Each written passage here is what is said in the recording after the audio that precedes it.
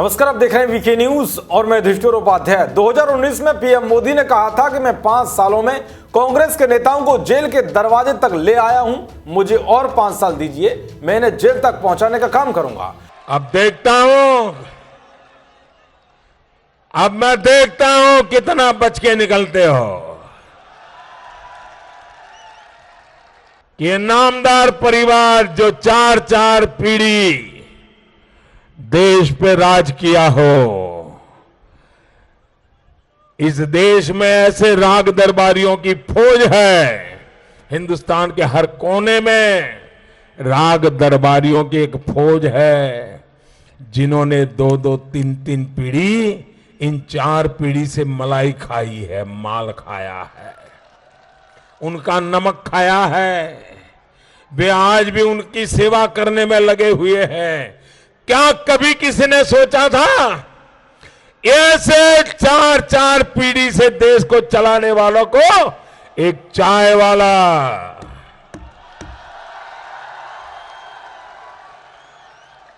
उसकी हिम्मत देखो, एक चाय वाला उनको अदालत के दरवाजे पर ले गया। हर बार कोर्ट में जाकर के गिड़गिड़ाते हैं, अगली डेट दे दो, अगली डेट दे दो, और कोर्ट सरकार को कहती है कि फलानी तारीख तक उनको अरेस्ट नहीं कर सकते। फिर दोबारा जाते हैं, फिर कोर्ट कहती है फलानी तारीख तक अरेस्ट नहीं कर सकते हो। अरे कितने दिन तक कोर्ट से मदद लेते रहोगे? एक दिन न्याय निकलने वाला है और तुम भी जेल के सलाखों के पीछे हो गए। पीएम मोदी का यह वादा अब पूरा होने को पड़ रहा है। जी हां, सही सुना आपने। अब जल्द ही सोनिया गांधी और राहुल गांधी की मुसीबतें बढ़ने वाली हैं। दरअसल दिल्ली उच्च न्यायालय ने नेशनल हेराल्ड मामले में निचली अदालत में सुनवाई पर रोक लगाते हुए सोमवार को मामले में आरोपी कांग्रेस प्रमुख सोनिया गांधी, कांग्रेस नेता राहुल गांधी और अन्य से बीजेपी सांसद सुब्रमण्यम स्वामी की याचिका पर नोटिस भेजकर जवाब मांगा। बीजेपी सांसद सुब्रमण्यम स्वामी ने नेशनल हेराल्ड मामले में निचली अदालत के फैसले को दिल्ली उच्च न्यायालय में चुनौती दी है। स्वामी ने एक निजी आपराधिक शिकायत में सोनिया गांधी और अन्य लोगों पर धन की हेराफेरी करने का आरोप लगाया है। आरोप यह है कि यंग इंडिया प्राइवेट लिमिटेड ने एसोसिएट पत्रिकाओं के 90 करोड़ 25 लाख रुपए की रिकवरी के बदले सिर्फ 50 लाख रुपए का भुगतान किया था। निचली अदालत ने उनकी याचिका में पेश किए गए प्रमुख सबूतों के आधार पर कांग्रेस अध्यक्ष सोनिया गांधी, उनके बेटे राहुल गांधी और अन्य के खिलाफ मुकदमा चलाए जाने की अनुमति देने से इंकार कर दिया था।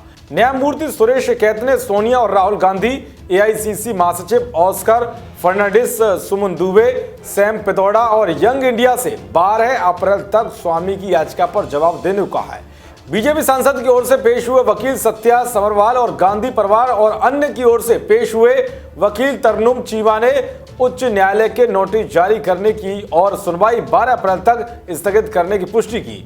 बता दें कि कांग्रेस नेतृत्व ने यंग इंडियन प्राइवेट लिमिटेड नाम की एक नई अव्यावसायिक कंपनी बनाई। इसमें सोनिया और राहुल गांधी सहित मोतीलाल वोरा, सुमन दुबे, ऑस्कर फर्नांडिस और सैम पित्रोड़ा को निदेशक बनाया गया। नई कंपनी में सोनिया गांधी और राहुल गांधी के पास 76% शेयर थे, जबकि बाकी के 24% शेयर अन्य निदेशकों के पास थे।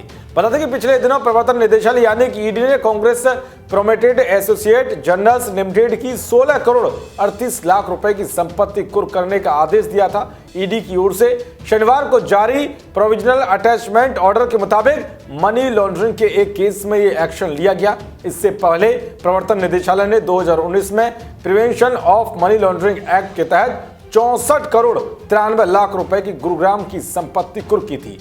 यानी कि अब गांधी परिवार के नेता अपने किए हुए गुनाहों की जल्द ही सजा भुगतने वाले हैं। देश और दुनिया की तमाम खबरों को पाने के लिए देखते रहिए वीके न्यूज। नमस्कार।